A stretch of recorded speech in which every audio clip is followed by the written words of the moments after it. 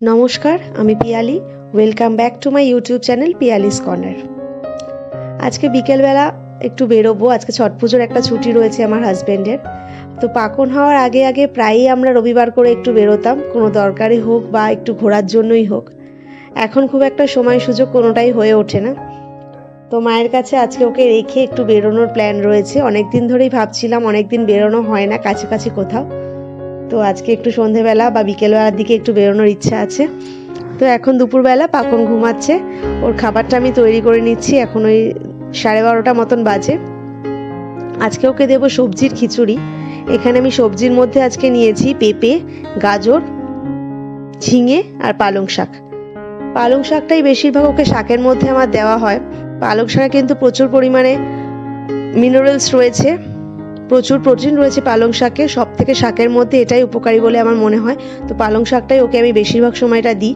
অনেক সময় ডালের সাথেও পালং শাক আলাদা করে ব্রেকফাস্টে দিই। ডাল সেদ্ধর সাথে পালং শাক সেদ্ধ করে একটু দিয়ে দিই।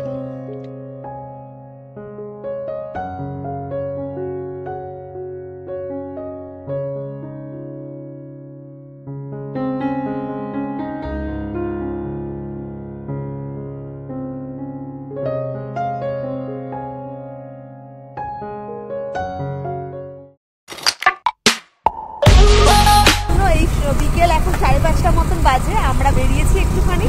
আমরা এই কাছেই একটা নদী চরে যাব। আমাদের বাড়ির কাছেই নদী চরটা রয়েছে, বেনাপুর বলে একটা জায়গা। সেটা তোমরা গুগল সার্চ করে পেয়ে যাবে, বা আমার ব্লগটা যদি তোমরা দেখো তাহলেও কিছুটা বুঝতে পারবে যে জায়গাটা কেমন।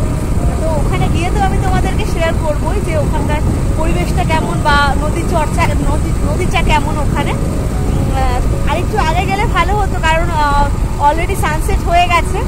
তো সেরকমভাবে ভিডিও হয়তো করতে পারবো না। ওখানে গিয়েই পাকনকে রেডি করতে করতে, ও ঘুম থেকে উঠে গেছিলো, রেডি করতে করতে সময় লেগে গেছে। মায়ের কাছে খাওয়াতে বসিয়ে দিয়ে এসেছি ওকে।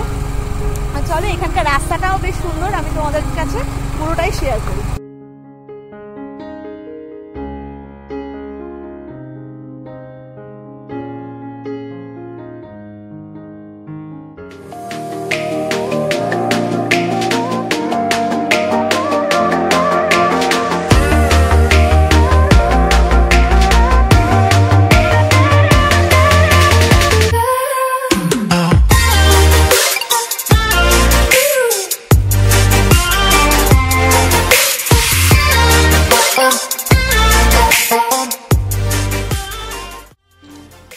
মনে আছে প্রথমবার যখন এই বেনাপুরে চড়ে গেছিলাম, সেই দিনটা ছিল আমাদের 1 মান্থ অ্যানিভার্সারি।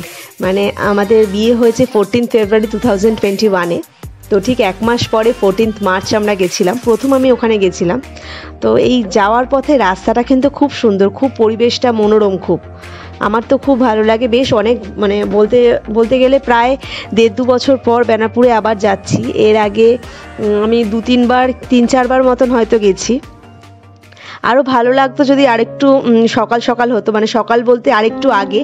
এখন অলরেডি বিকেল 5টা 5:30 মতন বেজে গেছে। তো যেহেতু আস্তে আস্তে শীত পড়তে শুরু করছে, তো চারিদিকটা অন্ধকার নেমে এসেছে। আর একটু আগে গেলে তোমাদের আরও ভালো করে আমি দেখাতে পারতাম ভিডিওটা। এটা রূপনারায়ণ নদীর চর। মানে আমি যখন প্রথমবার এখানে গেছিলাম, আজ থেকে 3-3.5 বছর আগে, তখন কিন্তু জায়গাটার মানে লোকালিটি আরও কম ছিল। এত দোকান যে দেখছো, ফুচকা থেকে অনেক রকমের আইসক্রিম, সমস্ত কিছু দোকান ওখানে রয়েছে এখন। তখন কিন্তু অতটা ছিল না, খুব ফাঁকা ফাঁকা ছিল। এখন অনেকটাই বেশি লোকজন রয়েছে এখানে।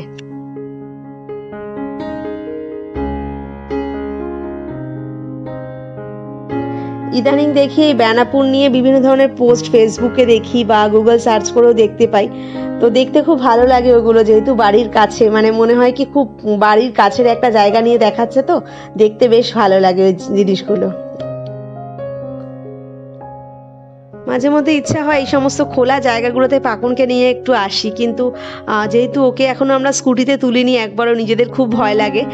মা বলে যে যখন ও নিজে বসার একটা, নিজেই বুঝতে পারবে যে মানে নিজের সেফটিতে নিজে বসতে পারবে, তখন ওকে নিয়ে যেতে, মানে তখনই ওকে প্রথমবার মা স্কুটিতে তুলতে চায়। যাই হোক, তো পাকনকে এইসব জায়গায় এলে মানে বাচ্চা কাচ্চা দেখলে খুবই মিস করি।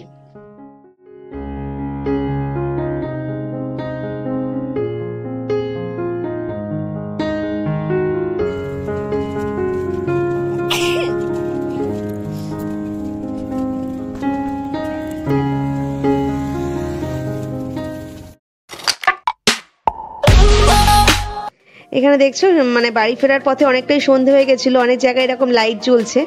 তো এখানে না সমস্ত নার্সারিগুলো রয়েছে, যে ফ্লাওয়ার নার্সারিগুলো হয় সেরকম টাইপের রয়েছে। আসার সময় পাকনের জন্য আপেল কিনে নিয়েছিলাম কয়েকটা, ওর আপেলটা শেষ হয়ে এসেছিল।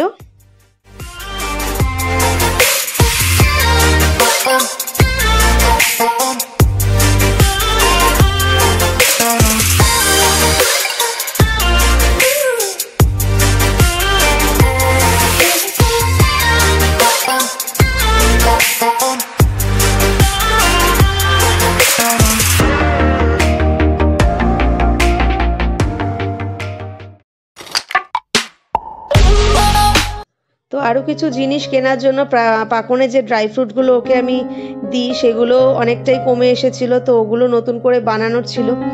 তো একটু ঘুরে এদিক থেকে আমরা একটু স্মার্ট পয়েন্টে চলে গেছিলাম আজকে।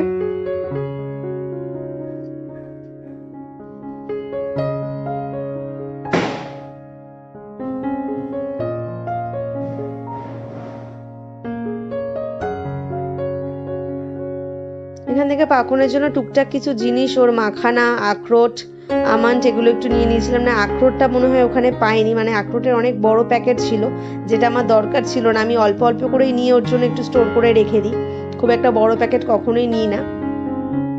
তো যেই জিনিসগুলো ওর জন্য প্রয়োজন ছিল একটু নিয়েছি। ঘরের জন্য আচার নিয়েছিলাম। মাঝে মধ্যে স্মার্ট পয়েন্ট থেকে কিন্তু আমরা ওই মাসকাবারি আমাদের যে জিনিসগুলো নেওয়ার থাকে, মাসের যে জিনিসগুলো অনেক সময় স্মার্ট পয়েন্ট থেকে কিন্তু ডেলিভারি করিয়ে নিই বাড়িতে। তো কিছু কিছু জিনিস এখানে এমন রয়েছে যে প্যাকেটও মানে পুরোটা প্যাকেট পাওয়া যায় না, বা বড় প্যাকেট থাকে, আমরা বড় প্যাকেট অতটা হয়তো লাগে না আমাদের, তো তার জন্য জিনিসটা পরে নষ্ট হয় বলে সবকিছু নেওয়া যায় না।